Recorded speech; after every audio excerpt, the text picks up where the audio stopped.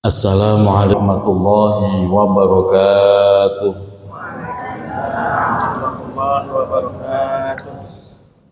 Bismillahirrahmanirrahim. Alhamdulillahi rabbil alamin. Wassalatu wassalamu ala asyrafil anbiya'i wa imamil mursalin. Sayyidina wa habibina wa maulana Muhammadin wa ala alihi wa sahbihi ajma'in. Hasbunallahu wa ni'mal wakil, ni'mal maula wa ni'man nasir, wa la hawla wa la quwwata illa billahil aliyyil azim. Allahumma anfa'na bima 'allamtana wa 'allimna ma yanfa'una birahmatika ya arhamar rahimin. Amin ya rabbal alamin. Al-Mukarramun, seluruh pengurus DKM Masjid Jami Al-Muttaqin, Masjid Jami Al-Farongo, jadi Kingetan Muttaqin. Seluruh para asatid, guru-guru kita, Bapak Ustadz Burhanuddin, Bapak Ustadz Suhendi, seluruh para tokoh masyarakat, para sesepuh, Bapak Haji Kanadi, dan seluruh jamaah. Bapak, Ibu, mohon maaf tidak disebut nama satu persatu tanpa mengurangi rasa takzim. Semoga kita semua senantiasa Allah sehatkan lahir batin kita. Allah tambah keberkahan hidup kita. Allah istiqomahkan kita di dalam kebaikan dan kelak diwafatkan dalam keadaan husnul khotimah. Amin ya rabbal alamin. Alhamdulillah wa syukrulillah. Pada kesempatan malam hari ini kembali Allah kumpulkan kita di taman surganya Allah, yaitu majelis ilmu dan juga di rumahnya Allah.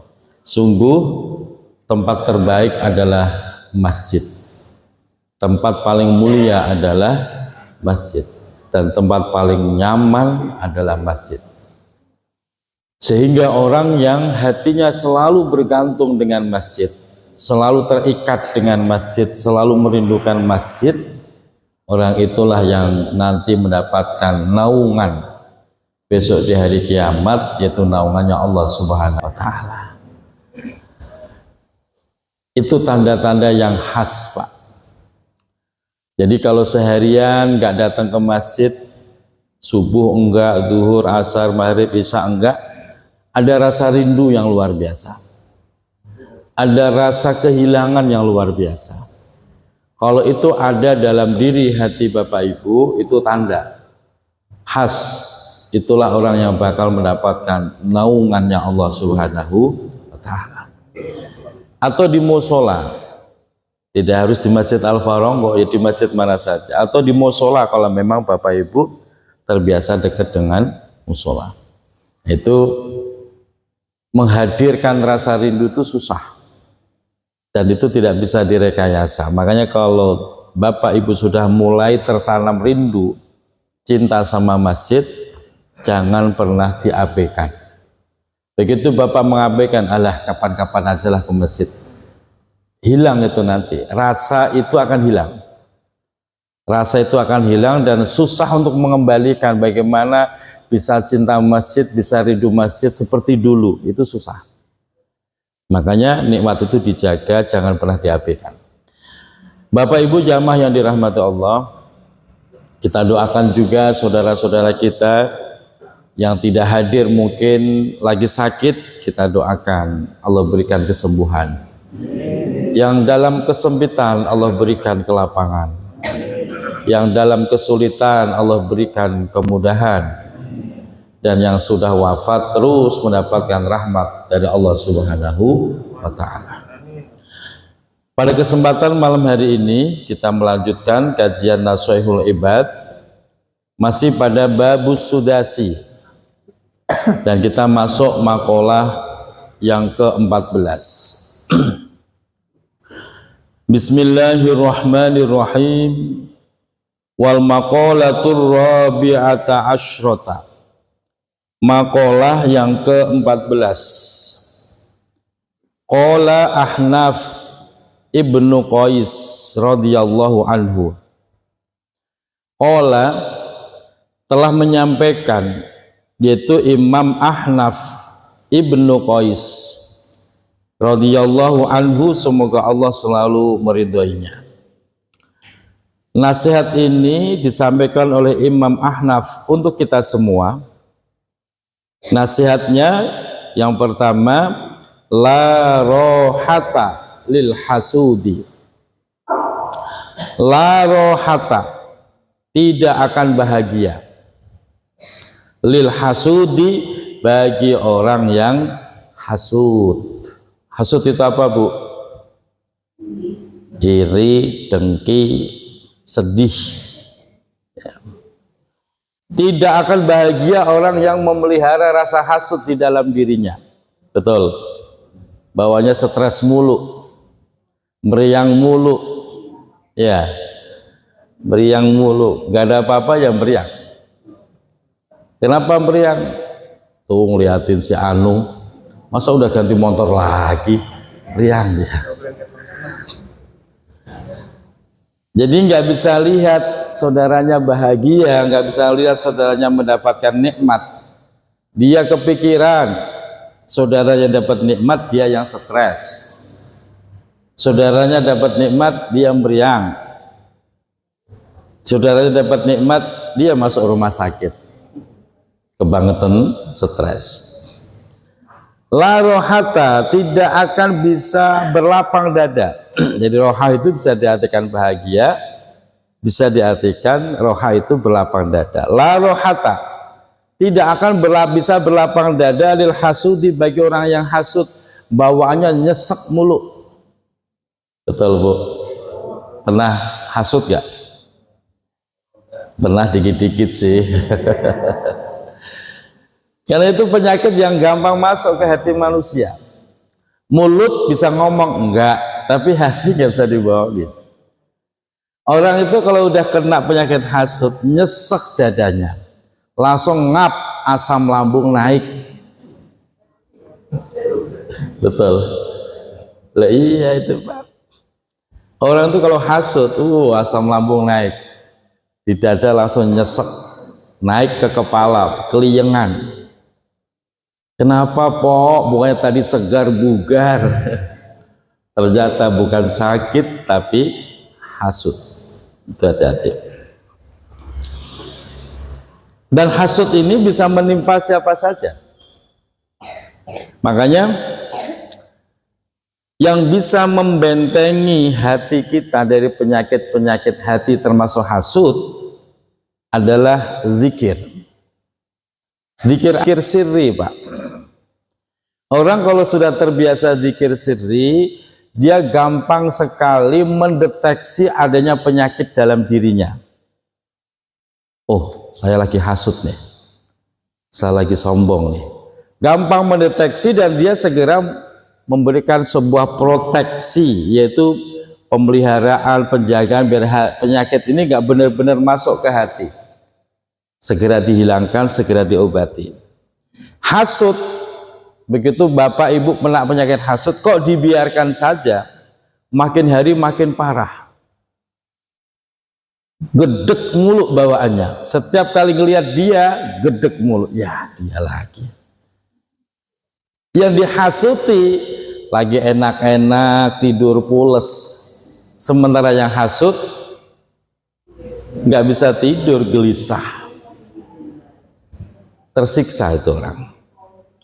Yang dihasuti lagi enak makan bersama keluarganya. Kita yang hasud nggak enak makan, nek, asam lambung naik. Makanya orang hasud itu orang paling tersiksa itu orang hasud, Pak. Makanya kalau tiba-tiba muncul penyakit hasud, mumpung lagi muncul nih, baru datang nih, seringkali saya ajarkan, tarik nafas yang panjang, Astaghfirullahaladzim, ya Allah, hilangkan penyakit hasud ini. Tarik berkali-kali, sekali, 2 kali. Kok belum hilang, tarik yang dalam, jangan dikeluarin. Langsung selesai itu, Pak. nggak ada penyakit hasud lagi ya. Asal inna lillahi wa inna ilaihi. Itu terapi yang paling mudah. Namanya hati, Pak. Kadang-kadang yang punya hati aja nggak bisa mengendalikan. Ini kan kita yang punya hati. Itu kadang-kadang kita nggak bisa mengendalikan hati kita. Makanya ketika terasa buru-buru tarik nafas, astagfirullah, minta pertolongan, minta sembuhnya sama Allah. Orang lain tuh nggak bisa meredam gejolak hati, Pak. Ini Bapak datang ke rumah Kiai, belum tentu bisa, belum tentu. Masih ada nguret-nguret, paham nguret-nguret? Bu, apa nguret-nguret? Kesel yang nggak hilang-hilang, nguret-nguret. Dari melek mata sampai tidur, lo bangun tidur langsung keingetan sama orang yang dihasuti. Dia intip dari rumah. Yang dihasuti sedang ngopi asik, sementara kita stres. Dan biasanya orang yang hasut itu satu profesi. Pedagang biasanya hasut sama sesama pedagang. Ustadz ya biasanya hasut dengan sesama ustadz itu. Emang begitu. Pejabat biasanya hasut dengan sesama pejabat. Nggak mungkin, ngapain pejabat hasut sama orang jualan nasi padang? Nggak ada urusannya. Jadi biasanya sesama pejabat. Begitu kan, Bu? Orang nongkrong memang kerjanya di rumah, ya hasutnya dengan orang sesama di rumah. Coba kalau kita sibuk dengan kebaikan, aktivitas, gak ada kesempatan untuk hasut. Dan hasut itu seperti seperti api yang melalap kayu bakar. Hasut itu seperti api yang melalap kayu bakar. Artinya apa? Dengan hasut itu tanpa disadari, Pak, amal ibadah kita yang sudah kita lakukan sekian tahun lama-lama habis kira-kira hasut. Karena orang hasut itu biasanya dia akan mengeluarkan perbuatan dosa berikutnya, entah itu memfitnah, entah itu mencaci maki, ya. Dia akan keluarkan kata-kata untuk bagaimana yang dihasuti ini itu jatuh. Nah, makanya la rohata lil hasudi, tidak akan bahagia lil hasudi bagi orang yang hasud. Apakah nggak boleh kepengen? Kalau kepengen saja boleh, namanya gibtoh. Gibtoh itu namanya. Apa bedanya gibtoh dengan hasud? Beda, Pak. Kalau hasud, kita kesel dengan nikmat yang diterima saudara kita dan kita berharap nikmat itu hilang atau terjadi musibah. Itu namanya hasud. Kalau gibtoh itu hanya sekedar kepingin saja. Cakep bener itu motor. Semoga saya bisa beli motor itu. Hanya sekedar kepingin. Tidak membenci orang itu dan tidak mendoakan buruk kepada orang itu. Itu namanya gibtoh. Kalau gibtoh halal, Pak. Enggak dosa. Tetangga beli mobil, dia ikut gembira. Wih, cakep bener nih mobil. Mobil apa namanya? Mobil ini. Berapa duit? Sekian. Semoga saya bisa beli mobil. Cuma sekedar kepengen. Itu halal, gibtoh. Tapi kalau hasud, semoga mobil tabrakan biar mampus. Nah, itu namanya hasud, Pak. Itu yang haram. Jelas ya? Ada bedanya hasud dengan gibtoh. Kalau gibtoh manusiawi, Pak. Namanya orang itu begitu. Manusiawi, selalu kepengen. Yang penting jangan hasud. Dalam hadis yang lain, la hasada illa fisnaini. Janganlah sampai kita hasud kecuali dalam dua perkara. Dua perkara itu siapa? Itu apa? Satu, rajulun atahullahu ayatillah. Seseorang yang diberikan Allah, yaitu Al-Quran, dan dia membacanya pagi dan malam.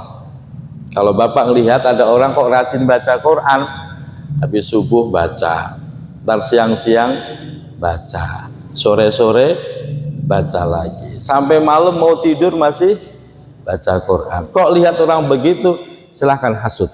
Hasud dalam arti ghibthah, kepengen, ya Allah saya pengen kayak orang itu deh, rajin baca Quran. Yang kedua, rajulun atahullahul mal, seseorang yang dikasih harta banyak dan dia rajin sedekah. Pagi sedekah, ntar siang sedekah lagi, sampai malam masih sedekah, silahkan kepengen. Tapi kalau ada orang dia kaya hartanya tapi nggak mau sedekah, nggak usah kepengen, malah resiko. Ada pejabat, nggak usah kepengen jadi pejabat. Ya, kepengenlah terhadap dua kelompok tadi, yaitu orang muslim yang diberikan Al-Quran dan dia rajin membacanya, muslim yang diberikan harta banyak dan dia rajin bersedekah. Silahkan kepengen. Yang lain nggak usah kepengen. Nah, itu. Bahkan di dalam syarahnya Pak, di sini dijelaskan lil hasudi bihomsah, bahwa orang hasud itu akan ditimpa balak musibah dengan 5 macam musibah. Macam musibah. Apa itu 5 macam musibah? 1. Husulul dzammi lahu wa husnun daimun. 1, orang yang punya penyakit hasud, dia akan mendapatkan kehinaan. Hina Pak, dia akan mendapatkan kehinaan. Dia nggak bisa berbaur sama orang tuh, nggak bisa, karena hatinya diliputi hasud. Jadi kesel mulu sama orang. Apalagi kalau ada dia, ya ada dia nggak jadi ngaji dah, begitu. Ngindar mulu. Betul, betul nggak Bu? Ibu pura-pura nggak paham, kan telah hasud kan. Yang kedua, kesedihan yang daimun, terus menerus, gak hilang-hilang, sedih mulu. Apalagi kalau yang dihasuti kehidupannya tambah bagus, dia tambah sedih. Betul, itu yang terjadi Pak. Orang itu kalau iri, bukan orang iri sama kita nih, itu bukan karena kita salah atau berbuat jahat, bukan. Karena kita baik dan semakin baik sehingga dia semakin iri, semakin sedih, sampai nggak doyan makan, nggak bisa tidur, mikirin orang lain. Itu hasud tuh. Makanya hilangkan. Begitu muncul langsung dihilangkan, istighfar, mohon pertolongan sama Allah. Kalau nggak gitu susah Pak. Wa ghuliqa babu taufiqi alaihi, orang yang hasud maka akan ditutup pintu taufik atas diri orang itu. Apa itu taufik? Kita sering menyebut semoga mendapatkan taufiknya Allah. Taufik itu apa? Taufik itu pertolongan Allah terhadap hambanya untuk melakukan kebaikan. Itu namanya taufik Pak. Pertolongan Allah terhadap hambanya untuk melakukan kebaikan. Kayak Bapak nih, sampai ke masjid, ini namanya Bapak mendapatkan taufik. Kalau bukan karena pertolongan Allah, males gerimis-gerimis ke masjid. Betul, males. Tapi karena ada taufik, nah itu namanya taufik. Nah orang yang hasud, tertutup pintu taufiknya. Dia akan sulit untuk melakukan kebaikan. Susah. Disuruh sholat berjamaah, enggak ah. Kenapa? Imamnya si anu sih. Ada si anu sih. Susah. Sampai di rumah saja disuruh tahajud, ya susah Pak. Ngapain tahajud? Kalah mulu sama si anu. Nah, pokoknya begitu mulu dia. Susah, tertutup taufik untuk dirinya. Makanya nggak ada untungnya orang hasud tuh, nggak ada untungnya. Bebaskan, minta pertolongan, ya Allah, tolong hilangkan rasa hasud ini. hilangkan. Makanya salah satu doa Pak yang sering kita baca, Rabbana la taj'al fi qulubina ghillal lil ladzina amanu. Sering baca doa itu enggak? Rabbana la taj'al fi qulubina ghillal lil ladzina amanu. Ya Allah, jangan kau jadikan Gillal itu adalah kebencian, dendam, iri dengki di dalam hati kami lilladzina amanu, untuk saudara mukmin kami. Jangan sampai saya punya penyakit hati terhadap saudara mukmin. Kan itu sering dibaca. Rabbana la taj'al fi qulubina ghillal lilladzina amanu rabbana waghfir lana dzunubana wa li ikhwanina. Kan awalnya itu Pak. Itu dibaca untuk membersihkan hati. Yang berikutnya, musibah yang akan diberikan Allah kepada orang yang punya penyakit hasud, wa musibatun daimatun la akhira fiha. Orang itu, orang hasud akan terus mendapatkan musibah daimah yang terus menerus, la akhira fihima, yang tidak ada ujungnya. Musibahnya akan terus ada. Orang kalau sudah diliputi hasud Pak, salah mulu yang dilakukan tuh salah mulu sehingga menjadi musibah. Salah mulu, salah mulu, salah mulu. Rugi terus, rugi terus. Sementara yang dihasuti untung terus, untung terus, untung terus. Yang hasud ya terpuruk. Dia berasa musibah. Sakit, ya sembuh-sembuh, ganti-gantian, satu keluarga sakit. Usaha rugi terus, sampai udah ganti profesi berapa kali, seminggu udah ganti profesi 7 kali. Jualan nasi uduk, siapa tahu untung. Karena dasarnya iri, bangkrut. Karena dasarnya iri pasti bangkrut. Yang diiriin, yang dihasuti, yang maju pesat malah. Makanya Pak, itu menjadi sunatullah. Siapa yang dihasuti akan Allah angkat derajatnya. Maka kalau Bapak, Ibu ada tetangga yang hasut pada diri kita, tenang, itu malah jadi senjata. Bapak Ibu akan diangkat derajatnya oleh Allah terus. Begitu Pak. Yang hasut dia akan terus dalam musibah, nggak ada selesainya sampai dia mati baru selesai. Makanya segera dari obatnya. Yang berikutnya, wal ghadabu syadidu alaihi minallahi ta'ala. Orang yang hasud akan mendapatkan murka Allah yang begitu hebat murkanya. Allah tuh kesel Pak sama orang hasud. Kenapa kesel? Orang hasud itu nggak bakal bisa bersyukur. Betul? Gimana bisa bersyukur? Dia hasud kok. Dia banding-bandingin terus. Kok dia bisa beli itu, beli ini, padahal kerjaannya sama. Kok suamiku nggak punya apa-apa? Dibandingin terus, nggak bisa bersyukur. Makanya itu yang membuat Allah murka kepada orang yang punya penyakit hasud. Salah satu ijazah agar hati kita dibersihkan Allah, dilapangkan Allah, terhindar dari penyakit hasud. Bapak Ibu kalau selesai sholat, pegang dada kirinya. Pegang. Sholat. Baca surah Al-Insyirah 3 kali. Alam nashrah laka sadraka wa wada'na anka wizraka alladhi anqadha dhahrak wa rafa'na laka dhikrak fa inna ma'al usri yusran inna ma'al usri yusra fa idza faragta fansab wa ila rabbika farghab. Sambil pegang. Allah kasih kelapangan hati, mudah berlapang hati, dan Allah bersihkan hatinya dari penyakit-penyakit, ya hasud, ya ria, ya dengki, macam-macam.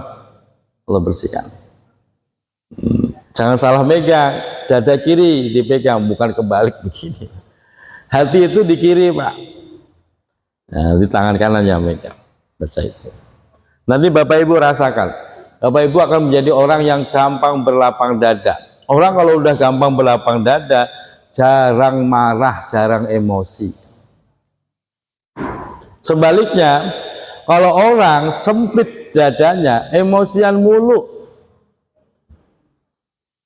nggak boleh salah itu istrinya. Salah dikit emosi, anak salah dikit emosi. Ada nggak suami model begitu? Dadanya sempit. Tapi kalau dia berlapang dada, selalu bisa memaafkan. Piring pecah nggak apa-apa mah, gampang piring mah. Kakimu lo jangan sampai kena beling. Romantis. Yang penting kakimu mah. Beda kalau lah hatinya sempit. Matamu di mana? Nyuci piring kok pecah mulu. Marah mulu Pak. Nggak boleh salah itu keluarga. Insya Allah, tadi siang itu saya tidur Bu. Tadi siang tidur. Anak saya Jauhar main tembak-tembakan air. Nembak mbaknya masuk kamar. Akhirnya ditembakin, termasuk saya tidur ditembakin. Kebangun kan Pak, astagfirullah. Ayah tembak. Untungnya anak kecil kan. Itu kalau kita nggak bisa berlapang dada, emosi Pak, lagi tidur tembakin air. Itu. Makanya lapang dada itu penting. Kalau nggak marah mulu Pak, kalau udah marah mulu stres, jadi penyakit sendiri. Nah, biasakan baca al-syirah. Pegang. Ini saya ijazahkan, silahkan diamalkan. Selanjutnya, itu kelompok pertama bahwa tidak ada kebahagiaan bagi orang yang hasud. Kelompok kedua, nasihat yang kedua, wala muru'ata lil kadzubi.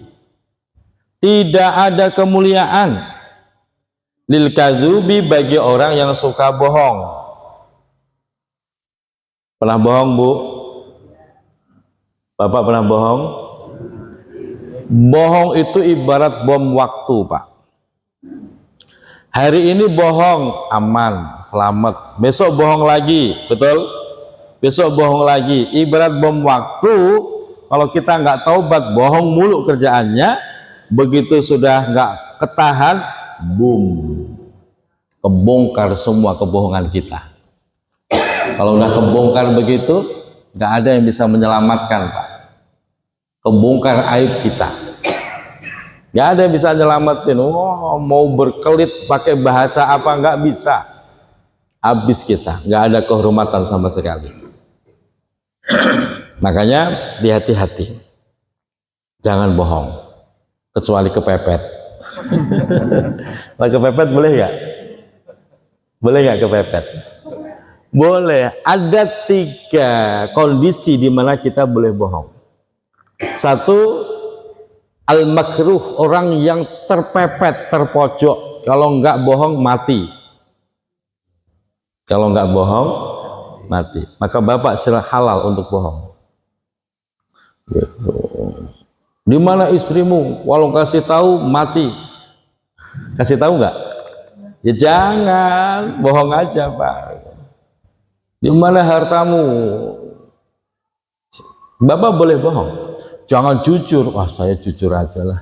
Nih duit saya di sini, di sini. Harta habis, nyawa tetap melayang, Pak. Bohong. Ada 3 kondisi. Yang kedua, menyelamatkan nyawa orang lain. Umpamanya ada anak dikejar bapaknya, mau dipukul, masuk ke rumah bapak, masuk ke rumah kita. Bapaknya nanya, lihat anak kecil nggak? Bapak jawab nggak? Bapak apa jawabannya? Masuk. Bohong apa jujur? Lempangan itu mah bohong aja Pak. Jangan no di balik itu. Habis tuh anak gebukin orang tuanya. Gitu.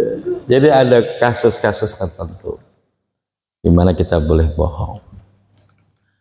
Termasuk boleh bohong menutupi aib. Itu boleh. Aibnya siapa? Aib orang lain bukan aib kita Pak. Menutupi aib. Dalam arti biar aib itu tidak menyebar. Itu boleh. Menutupi aib. Nah, di sini inti hukum aslinya yang namanya bohong tuh nggak boleh, kecuali dalam kasus-kasus tertentu. Makanya ibarat bom waktu, begitu Bapak asik dengan kebohongan, satu saat kebohongan itu terbongkar, habis, tidak ada kehormatan lagi bagi kita. Dalam keterangan yang lain, orang yang suka bohong itu wajahnya tidak akan terpancar nur, nggak ada nurnya Pak wajahnya. Jadi Bapak ngelihat orang itu gedek bawaannya, bosenin, ngeselin. Gimana ibu ngelihat suaminya masih senang apa enak? Masih senang ya? Nah, berarti suaminya jarang bohong sama istri.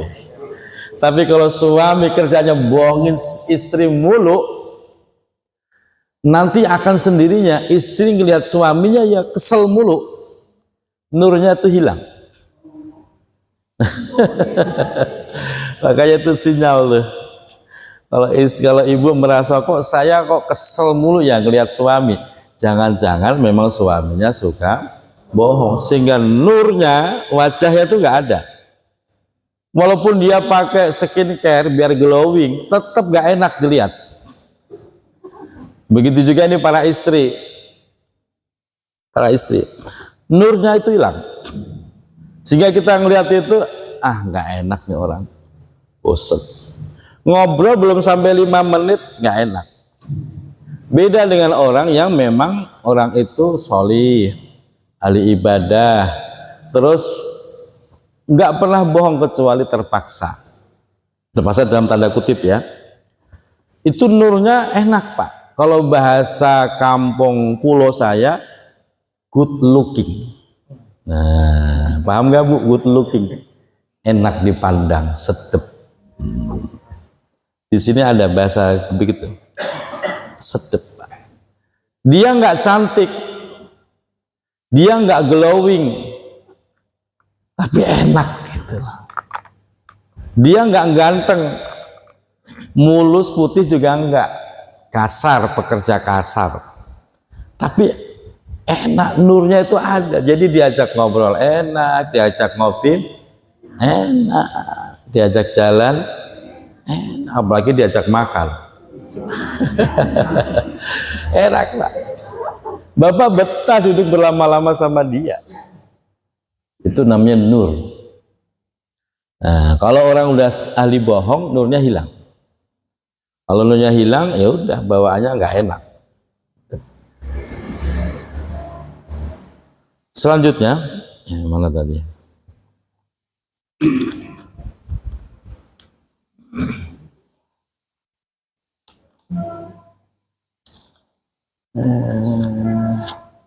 Hilang malah, tiup angin. Oh ini.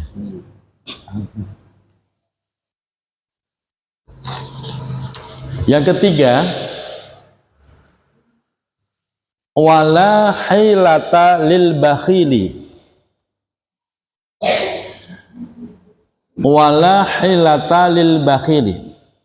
Tidak ada rekadaya, tidak ada upaya, tidak ada jalan lil bakhili bagi orang yang pelit. Bagi orang yang pelit. Orang pelit itu akan ditandain orang. Betul. Dia pelit. Langsung ditandain Pak. Orang pelit itu nggak akan punya solusi Pak. Kenapa? Ya karena dia pelit, akan buntu. Minta tolong RW, kapok gua nolongin dia. Begitu aja jawabannya. Minta tolong RT, ya males. Kenapa? Pelitnya minta ampun, rokok aja gak keluar, kata RT. Udah males lah. Tetangga itu ya udah males, buntu. Makanya kalau pengen ditolong orang, jadilah orang dermawan. Jangan jadi orang pelit, walaupun duitnya banyak, males orang Pak deketin. Capek doang sama dia mah, males. Coba kalau dia orang dermawan, nggak usah pakai ngomong, ditolongin, betul. Kita termasuk dermawan apa pelit? Wih, kita termasuk dermawan apa pelit? Saya terangkan tentang dermawan. Mari saya bahas juga. Kedermawanan seseorang itu terbagi 4 kelompok. Level yang paling bawah itu disebut as-sakha atau as-sakhawah. Orangnya disebut as-sakhi. Itu orang dermawan. Ini kelompok paling bawah. Apa definisi kelompok sakha ini? Ketika dia dimintai sesuatu, dia langsung berbagi. Nggak pernah nolak. Cakep nggak orang begitu, Pak? Punya tetangga begitu, seneng nggak? Kita datang nih, minta tolong apa? Selalu ditolong. Minta apa? Selalu dibagi. Nggak pernah nolak. Itu saja levelnya paling rendah. Bapak bayangin tuh, yang kata Bapak cakep tuh orang, itu levelnya paling rendah. Apalagi kalau ada orang dimintai sesuatu nggak mau bagi, dimintai tolong nggak mau nolong. Ada kan model begitu? Itu nggak masuk, itu bakhil udah. Ada juga orang yang pakai dimintai sesuatu panjang pertanyaannya. Emang kenapa kamu minta ke sini? Emang suamimu nggak kerja? Suruh kerjalah. Masa istrinya suruh minta-minta ke sini? Suami macam apa itu? Panjang baru ngasih. Itu kelompok pelit, belum dermawan, walaupun ngasih. As-sakha, setiap kita datang nih, Pak Haji, kita butuh bantuan bermes. Oh siap, langsung kasih. Siap, langsung kasih. Kan hebat tuh orang begitu, Pak. Itu levelnya paling rendah. Lah kita terus masuk kategori yang mana gitu loh, Pak?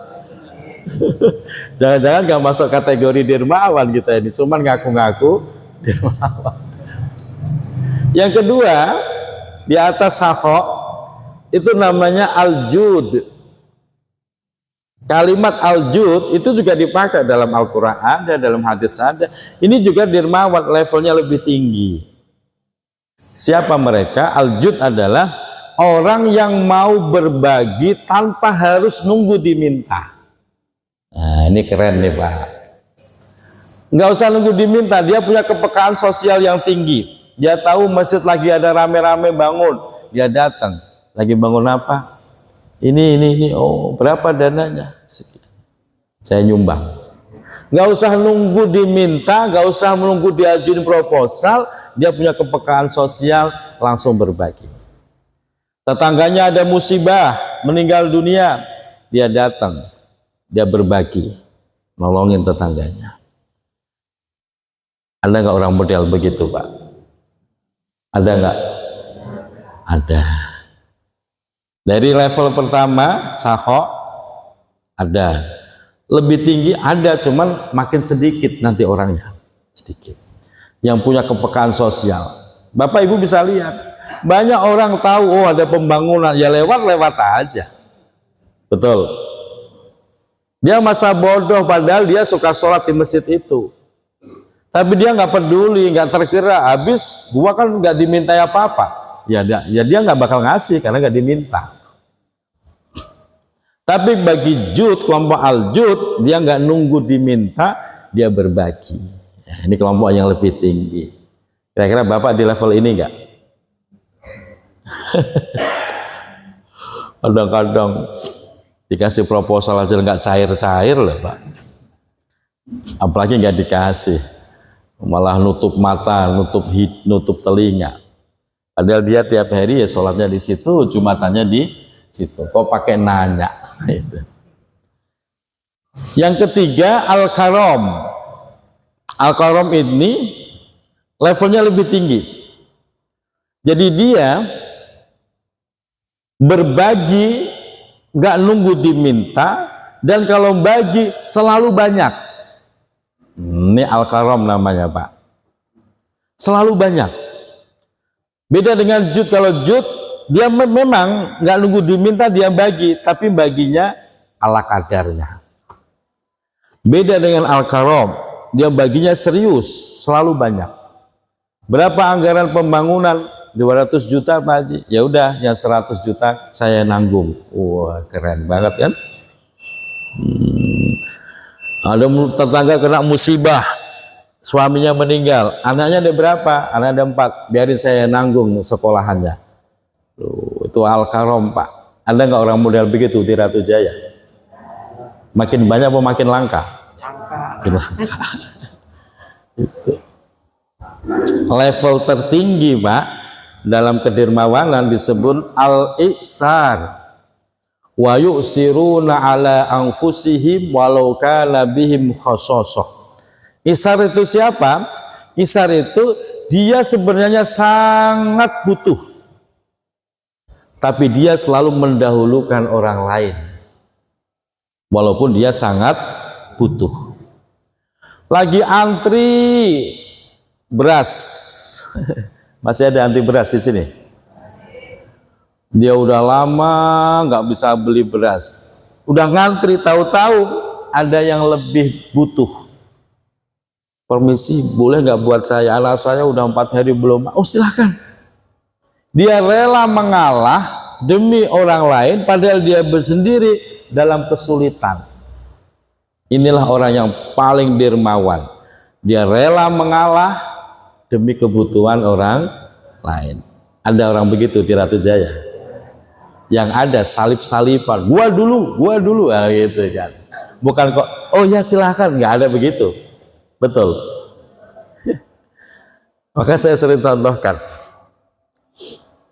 orang itu ketahuan rakus atau tidak, itu lagi pas urusan makan Bapak Ibu. Ketemu saya mah takzimnya luar biasa, salaman, cium tangan bolak-balik. Giliran pas waktunya makan, saya disalib. Aneh kan Pak? Waktu salaman, wah takzim sama kiainya gitu kan. Giliran makan, nggak peduli kiai, salib dia. Bukan kok, silahkan kiai dulu, enggak. Salib aja, berdoa amat gitu. Nah, orang level tertinggi, nah itu rela Pak. Dan itu biasanya dulu pada zaman Rasulullah, yaitu kelompok Ansor. Ketika Rasulullah hijrah bersama rombongan, disambut orang Madinah, kelompok Ansor, dipersilahkan. Rasulullah butuh apa? Butuh tanah, silahkan pakai tanah saya. Butuh rumah, silahkan pakai rumah saya. Para sahabat butuh apa? Butuh istri, silahkan pakai istri saya. Diikhlaskan Pak. Ya dicerai dulu, diikhlaskan. Kalau kita kan enggak, kalau bisa bukan kok ngurangin istri, nambah istri. Kalau kita kan rakus kita. Nah itu orang-orang hebat. Maka digambarkan wa yu'siruna ala anfusihim walau kana bihim khassasah. Dia rela mengalahkan dirinya demi saudara muslimnya walau kana bihim khassasah, padahal dia dalam kondisi yang sempit, terhimpit sebenarnya, tapi rela. Kan banyak kasus begitu. Ketika sahabat kedatangan tamu, dikasih makan tuh tamu, silahkan makan malam sudah dihidangkan. Lah Bapak, oh saya dan anak-anak gampang, sudah ada di belakang, silahkan makan. Padahal itu jatah makan dia untuk malam itu. Akhirnya dia, istri, anaknya menahan lapar semalam suntuk demi memuliakan tamu. Coba ada orang begitu di Ratu Jaya? Yang ada, tunggu dulu Ustadz, bapaknya lagi makan. Dia yang ngundang saya suruh nungguin dia sedang makan. Kadang-kadang saya gregetan Pak, saya tunggu 5 menit nggak keluar, saya tinggal. Itu. Tunggu Ustadz, kita ngobrol dulu, ngobrol. Saya tunggu 10 menit, kopi nggak keluar, saya tinggal. Capek ngurusin orang pelit tuh, capek Pak. Gitu. Alhamdulillah di sini nggak ada ya, nggak ada apanya. Semoga Allah bersihkan hati kita. Amin ya rabbal. Mohon maaf lahir batin. Assalamualaikum warahmatullahi wabarakatuh.